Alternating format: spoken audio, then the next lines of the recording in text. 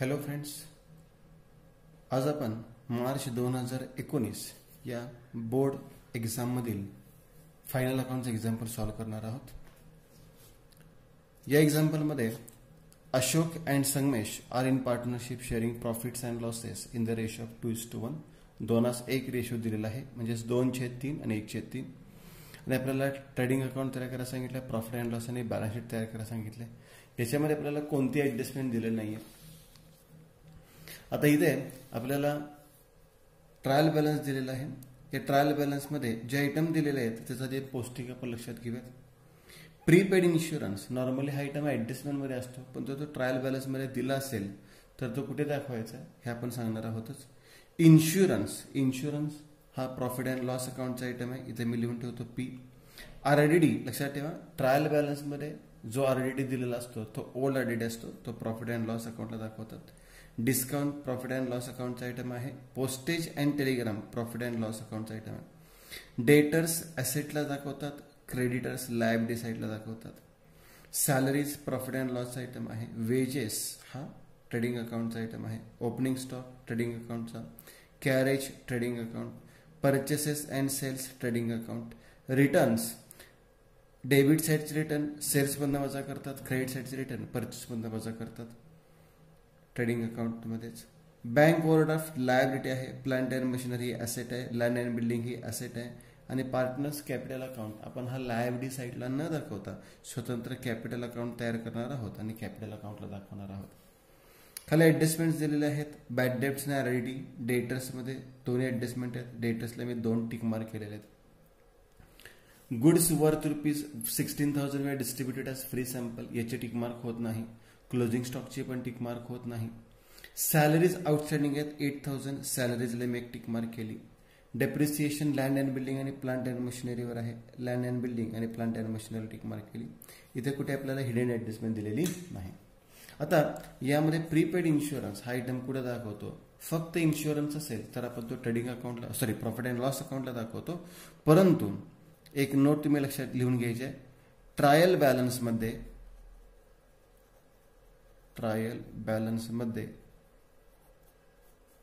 Outstanding, prepaid, pre received, advance,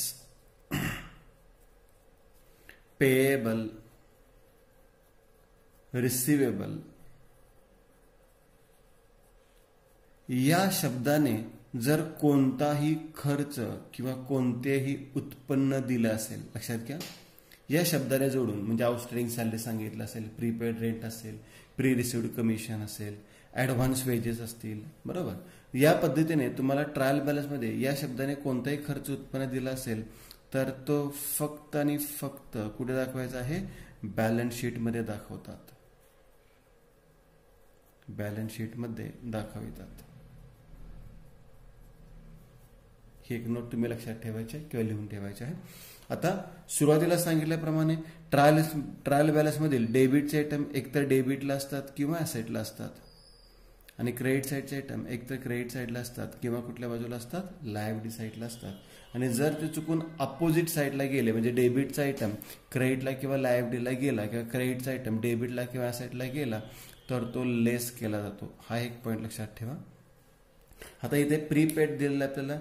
prepaid कोणत्या बाजूला दिलेला आहे, डेबिट साईडला, आणि डेबिटचा आयटम कुठे येणार आहे, बॅलन्स शीटच्या ॲसेट साईडला, म्हणजे प्रीपेड इन्शुरन्स हा ॲसेट साईडला येणार आहे. दुसरी एक नोट लक्षात ठेवायची आहे. ट्रायल बॅलन्समध्ये दिलेला आरडीडी, ट्रायल बॅलन्समधील आरडीडी हा ओल्ड असतो किंवा ओल्ड आरडीडी असतो. हा ओल्ड आरडीडी असतो. आणि ऍडजस्टमेंटमध्ये दिलेला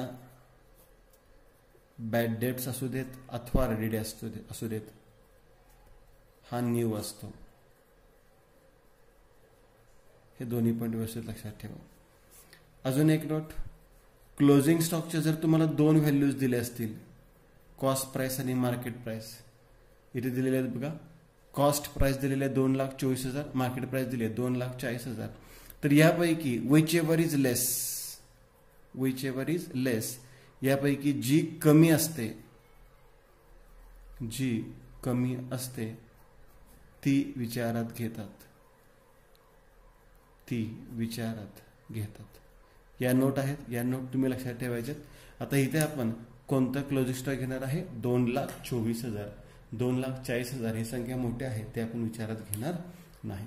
पहिल्यांदा या अत्यंत महत्त्वाच्या सूचना आहेत, त्या तुम्ही लक्षपूर्वक लिहून ठेवायच्या. चला, तुम्ही आता नोट लिहून ठेवल्या असतील त्या. आता पुढे आपण कंटिन्यू करा. एक्झाम्पल सॉल्व्ह करायला सुरुवात करतोय. आपण ट्रेडिंग अकाउंट तयार केलेलं आहे.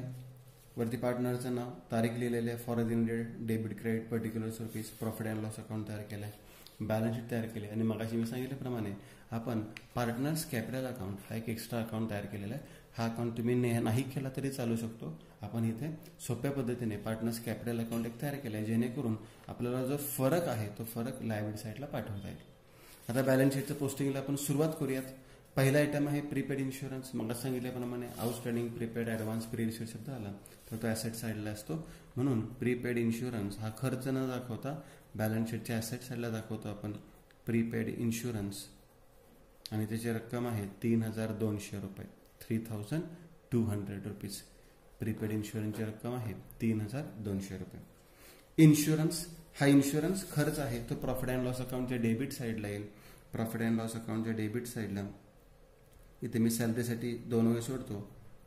टू इन्शुरन्स, याच्यावर कोणतीही ॲडजस्टमेंट नाही आहे. आउटरला घेतलेले आहेत 8,000 रुपये, 8,000 रुपीज. RRD मागाशी सांगितल्याप्रमाणे हा ओल्ड RRD आहे. हा दिलेला आहे तो ओल्ड RRD आहे, तो प्रॉफिट अँड लॉस अकाउंटच्या डेबिटला दाखवतो. आता हा क्रेडिटचा आयटम आहे, तरी आपण डेबिटला दाखवतो, कारण की मगाशी सांगितल्याप्रमाणे डेबिटचे आयटम डेबिटला किंवा ॲसेटला असतात, अपोजिट साईडला गेले की लेस होतात. तसंच क्रेडिटचे आयटम क्रेडिटला किंवा लायबिलिटी साईडला असतात, आणि ते अपोजिटला गेले तर काय होणार आहे? लेस. मग इथे मी फॉर्मॅट लिहितो. फॉर्मॅट आहे to bad debts plus new bad debts, म्हणजेच न्यू BD म्हणतो त्याला आपण, एक व सोडून, प्लस न्यू RRD आणि एक व सोडून मायनस ओल्ड RRD. हा आपला फॉर्मॅट आहे. तर हा ओल्ड RRD झालेला आहे, तो इनर कॉलमला लिहून घेतला मी 4,000 रुपये. डिस्काउंट प्रॉफिट अँड लॉस अकाउंटचाच आयटम आहे, डेबिट साईडलाच लिहितो आपण टू डिस्काउंट, आणि त्याची रक्कम आहे 3,200, तो आपण आउटरला घेतलेला आहे. Postage and telephone 12,800, profit and loss अकाउंटचाच आयटम आहे. टू पोस्टेज अँड टेलिफोन, तो आउटरला घेतला आपण 12,800 रुपये.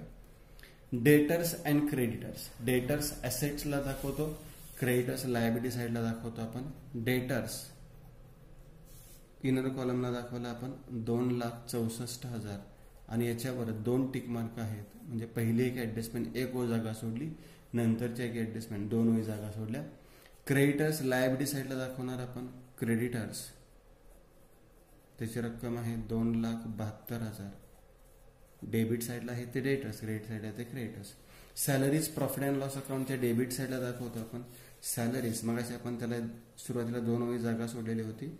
टू सॅलरीज, इनर कॉलमला 2,24,000, आणि त्याला 1 व जागा सोडलेली आहे, त्याच्यावर एक ॲडजस्टमेंट आहे. सॅलरीज नंतर वेजेस हा ट्रेडिंग अकाउंटचा आयटम आहे, पण ट्रेडिंग अकाउंटची सुरुवात नेहमी कशाने होते? ओपनिंग स्टॉकने होते. म्हणजे पहिला आयटम हा ओपनिंग स्टॉक हवा, दुसरा आयटम नेहमी कोणता हवा? परचेसेस, आणि 1 व सोडून तिसरा आयटम मग आपला असतोय वेजेस, आणि वेजेसची रक्कम आहे 96,000, त्याच्यावर कोणती ॲडजस्टमेंट नाही आहे, आउटरला घेतलेल्या आहे. ओपनिंग स्टॉक ट्रेडिंग अकाउंटलाच लिहूनच ठेवला आहे आपण, रक्कम लिहूयात 1,92,000. कॅरेज ट्रेडिंग अकाउंटलाच 4,000 रुपये, to carriage 4,000. Purchases and sales, purchases debit साईडला, सेल्स क्रेडिट साईडला. परचेसची रक्कम आहे 7,72,800, 7,72,800, 1 व जागा सोडली, आणि सेलची रक्कम क्रेडिट साईडला लिहिली बाय सेल्स 12,06,400, 12,06,400, इनर कॉलमला 1 व जागा सोडली. रिटर्न्स, आता डेबिट साईडचे रिटर्न्स क्रेडिटमधून वजा करतो म्हणजे सेल्समधून, क्रेडिट साईडचे रिटर्न्स डेबिटमधून म्हणजे परचेसमधून वजा करतात. हे डेबिट साईडचे रिटर्न्स आहेत 22,400, ते सेल्समधून वजा करायचे. लेस रिटर्न्स 22,400 आणि वजा बाकी आउटरला घेतले आता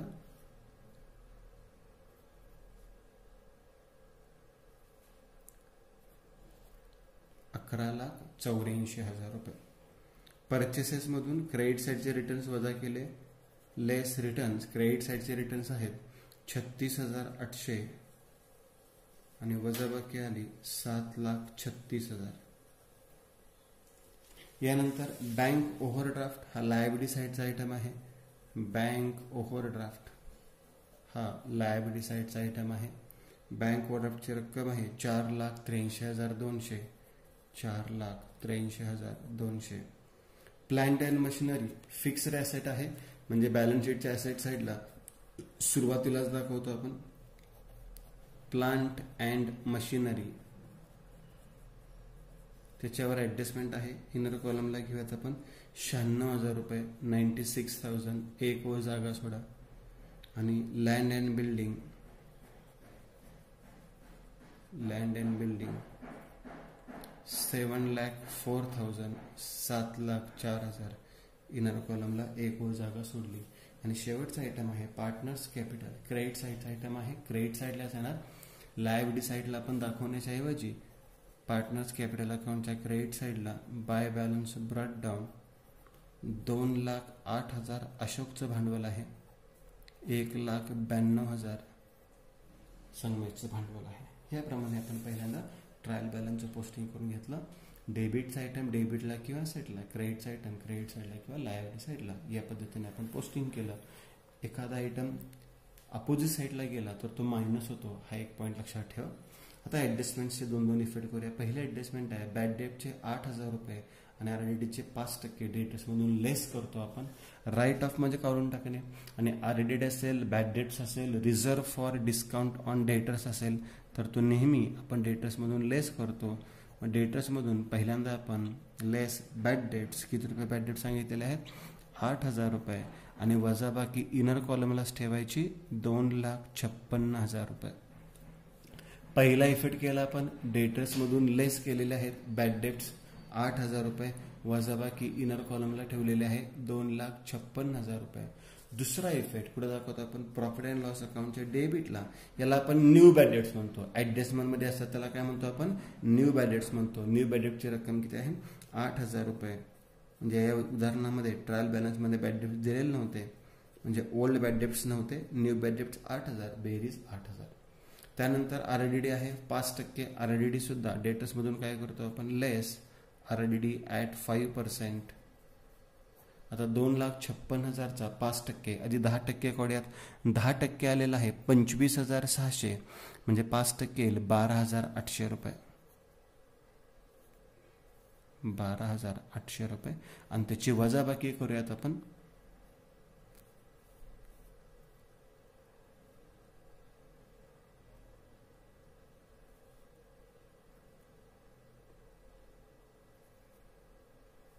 2,43,200 रुपये. दुसरा इफेक्ट प्रॉफिट अँड लॉस अकाउंटच्या डेबिटला, याला सुद्धा न्यू आरडीडी म्हणतो. ॲडजस्टमेंटमध्ये असतो तो न्यू आरडीडी असतो. त्याची रक्कम आहे 12,800 रुपये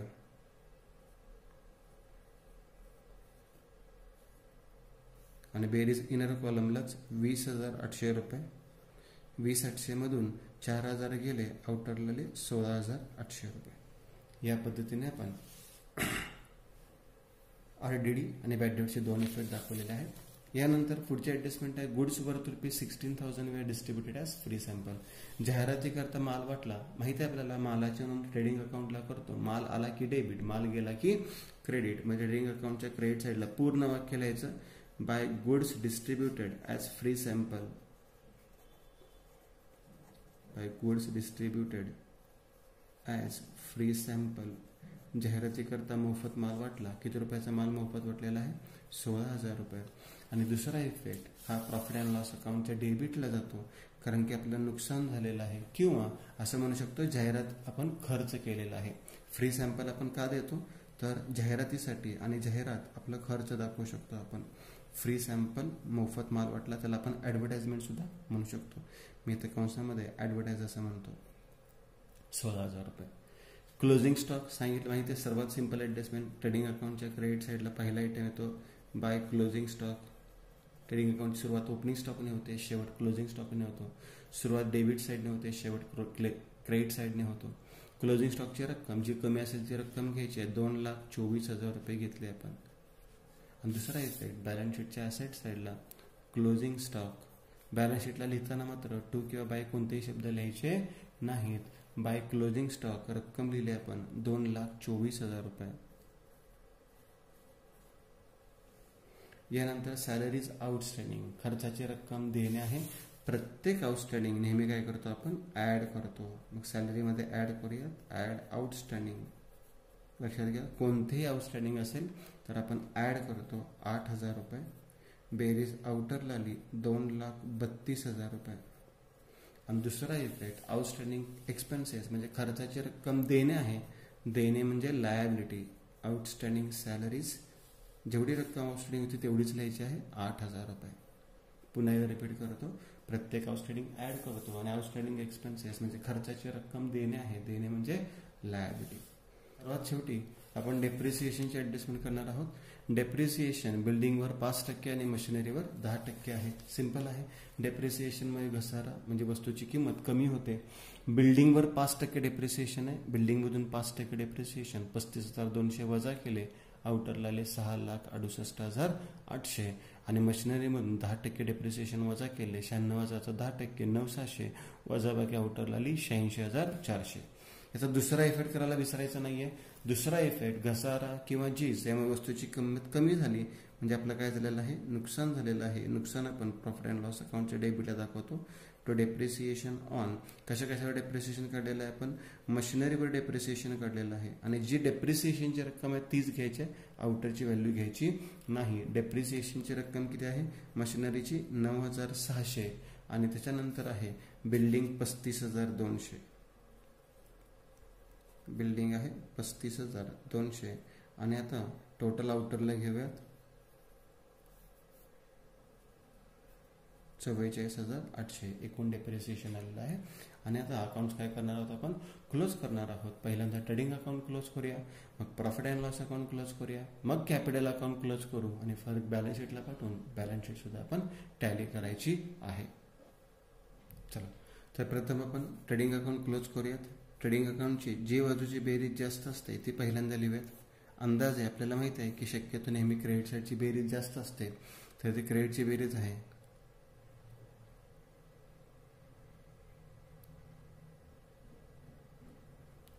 14,24,000. 14,24,000 तीच इकडे लिहूयात 14,24,000. त्यातून डेबिट साईडचे टोटल करूयात.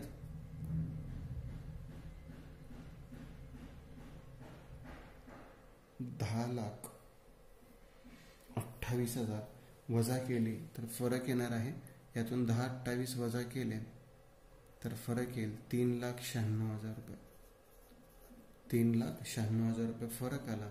या फरकाला आपण म्हणतो to gross profit carried down. To gross profit carried down. Star करा, अंडरलाईन करा, कंसात लिहितो transfer to profit and loss account. हा जो ग्रॉस प्रॉफिट आहे तो आपण प्रॉफिट अँड लॉस अकाउंटला पाठवतो. आता प्रॉफिट अँड लॉस अकाउंटच्या क्रेडिट साईडला दाखवूयात. By gross profit brought down. By gross profit brought down 3,96,000 रुपये. ट्रेडिंग अकाउंटच्या डेबिटचा फरक प्रॉफिट अँड लॉस अकाउंटच्या क्रेडिटला पाठवला. आता प्रॉफिट अँड लॉस अकाउंट शेवटच्या वेळेला क्लोज करूयात. प्रॉफिट अँड लॉस अकाउंटची सुद्धा कोणती बेरीज जास्त असू शकते, डेबिटची असू शकते, क्रेडिटची असू शकते. इथे आपण डेबिट साईडला खूप मोठ्या व्हॅल्यूज नाही आहेत. या 3 व्हॅल्यू सोडल्या तर बाकी कोणतीही मोठी व्हॅल्यू नाही आहे. क्रेडिट साईडची बेरीज जास्त आहे 3,96,000. ते आपण दोन्ही बाजूला लिहूयात. आता या 396 मधून ह्या डेबिटची टोटल करूयात आपण.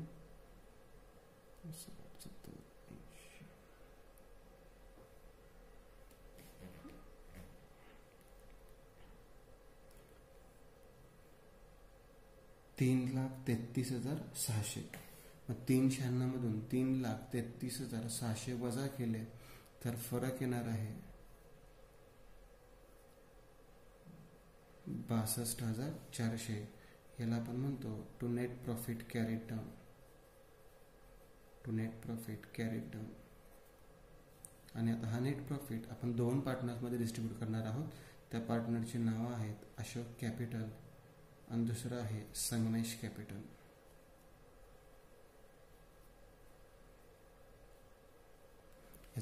आता 62,400 रुपये आपल्याला उदाहरणामध्ये दिलेल्या रेशोमध्ये वाटायचा आहे. त्या दोघांचा रेशो दिलेला होता 2:1. 2:1 हा रेशो दिला होता. म्हणजे 2:1 मध्ये आपल्याला डिस्ट्रीब्यूट करायचा आहे.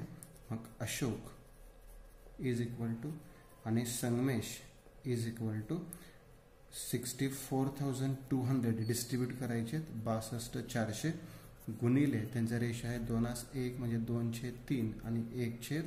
3 भागल्यात आपण 3 दुनी 6. 2ला भाग जात नाही, पुढचे 4 घेतले म्हणजे इथे 0. 3/8 24 आणि 2 0 आहे असेच. म्हणजे 20,800 गुणिले 2 झाले 41,600 आणि 20,800 गुणिले 1 म्हणजे 20,800. म्हणजे याचं डिस्ट्रीब्युशन आलं 41,600 आणि इथं आलेलं आहे 20,800. ठीक आहे. आता प्रॉफिट अँड लॉस अकाउंटला डेबिट म्हणजे आपल्या कॅपिटल अकाउंटला काय होणार आहे credit. By net profit brought down. By net profit brought down 41,600 आणि 20,800. आता यानंतर आपल्याला हा profit and loss capital account close करायचा आहे. कॅपिटल अकाउंटची क्रेडिटचीच बेरीज जास्त आहे, डेबिटला कोणतीही संख्या नाही आहे. त्यामुळे पहिल्यांदा क्रेडिट साईडची बेरीज करूयात आपण. 2,49,600 आणि 2,12,800. 2,49,600 2,12,800. फरक सुद्धा आला 2,49,600 2,12,800. डेबिटला जो फरक आलेला आहे त्याला आपण म्हणतो to balance carried down. Star करूयात, अंडरलाईन करूयात. आणि हा जो फरक आहे तो बॅलन्स शीटच्या कोणत्या बाजूला पाठवतो लायबिलिटी साईडला पाठवतो. मग लायबिलिटी साईडला सर्वात शेवटी आता लिहूयात आपण पहिल्याच ओळीला कॅपिटल्स अंडरलाईन. पहिला पार्टनर आहे अशोक आणि दुसरा पार्टनर आहे संगमेश. अशोकची रक्कम आहे 2,49,600. संगमेशची रक्कम आहे 2,12,800. आता बॅलन्स शीट आपल्याला काय केली पाहिजे टॅली केली पाहिजे. आणि टॅली करायची नाही, इथे टॅली होते ॲटोमॅटिकली. दोन्ही बाजूची बेरीज ही सारखीच आली पाहिजे. एका बाजूची बेरीज करून दोन्ही बाजूला लिहायची नाही, हे लक्षात ठेवायचं आहे विद्यार्थ्यांनी. चला ठीक आहे. सर टोटल किती झालेलं आहे 12,25,600. 12,25,600 आपली बॅलन्स शीट काय झालेलं आहे टॅली झालेलं आहे. या पद्धतीने आपण मार्च 2019चं फायनल अकाउंटचं एक्झाम्पल सॉल्व केलेलं आहे. थँक्यू.